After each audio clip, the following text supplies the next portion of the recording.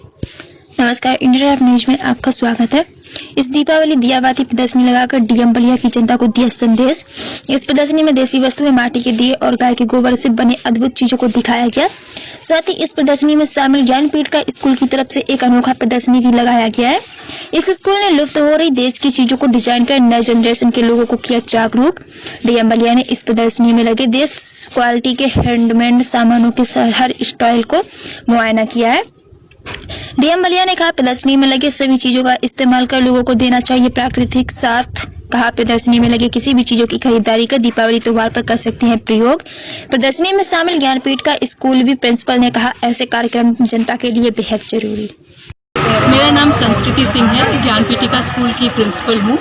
और ये दियाबाती मेले में जो मिस्टर शाही और मिसेस पूनम शाही की जो सोच है कि बलिया की जो पुरानी और चलती हुई ट्रेडिशंस हैं उनको बाहर ला करके हम फिर से उसके बारे में चर्चा करें और लोग उनको फिर से सजीव करें, उससे उनके साथ इस मेले के ज़रिए जुड़ी हुई। यदि आप हमारी संस्कृति में जो पर्व हैं उनका अगर आप देखें कि क्या उद्देश्य और इम्पोर्टेंस है, तो वो आपको हर चीज़ का जवाब प्रकृति में मिलेगा।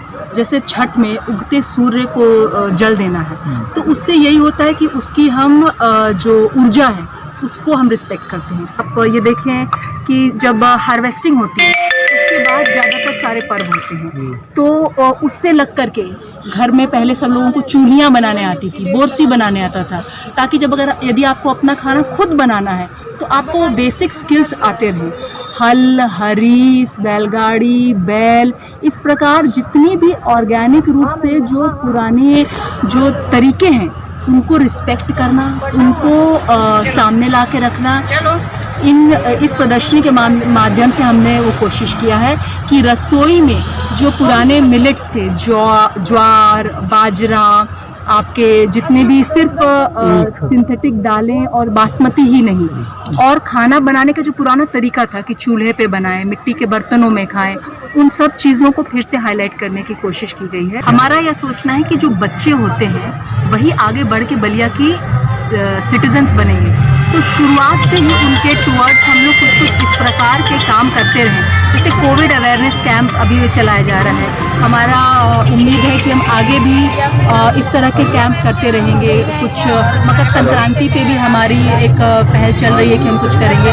तो कोविड की वजह से लोग बहुत डर गए हैं, बाहर नहीं निकलना चाह रहे हैं, तो आप किस तरीके से जागरूक होकर के अपना मास्क पहने, सैनिटाइज़र लगाएं, डिस्टेंसिंग रखें, लेकिन खुश होना फिर से ना भूलें।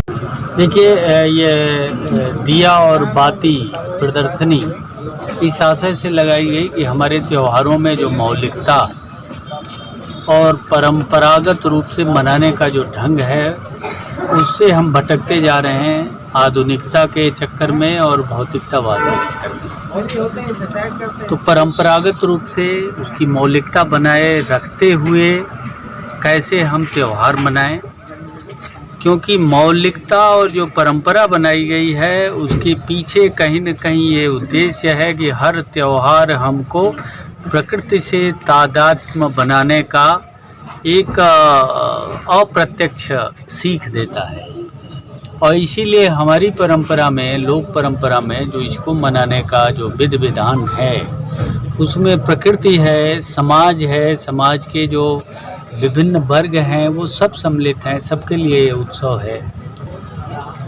और उसी में प्रकृति का संरक्षण है।